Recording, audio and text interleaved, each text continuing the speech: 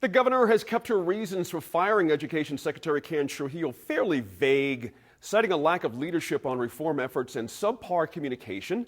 Trujillo, however, has been outspoken and says her dismissal came without warning. Recently, she sat down with Fred Martino of our sister station, KRWG, at New Mexico State University. Here's a portion of that interview. I want to give you a chance as we start our conversation to talk about what you were told about this decision. And we know that that was not directly from the governor, but from one of her associates. Yes. Well, on Monday afternoon, I was asked to be in the Chief Operating Officer's office, Teresa Casados. And, I had done 2 speaking engagements earlier that day, so I didn't really go in thinking that anything was amiss at all, and went in and sat down, and she said that the governor had decided to go in a new direction and asked if I would resign. And I said, no, I stand by all of the work that we've done in the last 6 months. I'm incredibly proud of everything that we were able to accomplish. And so they asked me to turn in my things, and I went and packed up my office and came home. So it was definitely a surprise to me because I never had a one-on-one either with the Chief Operating Officer or with the governor to express concerns. We had just put together a 6-month op-ed with all of the accomplishments that we had during my tenure. So I was very proud, and I still am, and I stand on everything that was done. What is your assessment of what exactly happened? What's going on? I don't really know, because I know that the direction that we've taken the department is very, very positive. We were able to implement most of the legislation that was passed during the legislative session.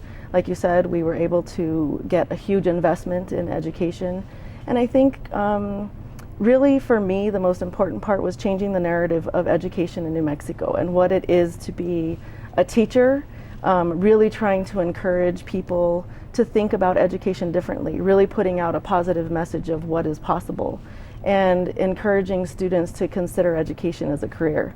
As we look at the need for early childhood education teachers, bilingual education teachers, CTE, that's a huge push. You have to build that excitement in people first, and then you can move the ship. But it took a long time to get where we are, and 6 months is not a very long time to fix everything. It's going to take years. This is really just a foundation year. I know one of the things that you have been vocal about, and you showed in the 6 months that you were on the job, was the need for leadership in the education department to travel around the state to meet with educators, because we have the second highest level of departures by teachers. The teacher retention rate is the second worst in the country, only behind Arizona. Nearly 1 in 4 teachers every year, according to a recent analysis. Tell me about the importance of that for the next person in this job, to go out, to see, to talk to people, make sure they feel that they're heard.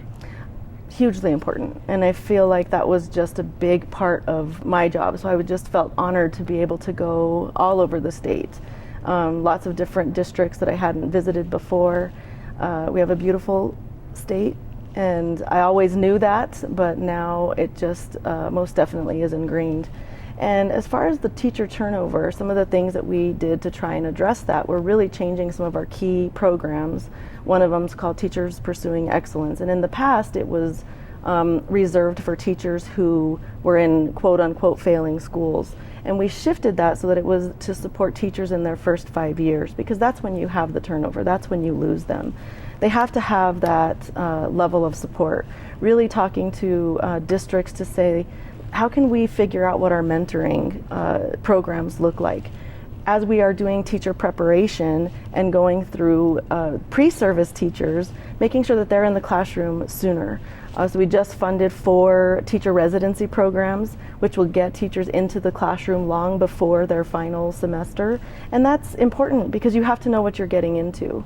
The other piece is making sure that you're providing support for alternative licensed teachers, because those are second career folks that are coming in and they need probably as much, if not more, support. So those were some of the initiatives.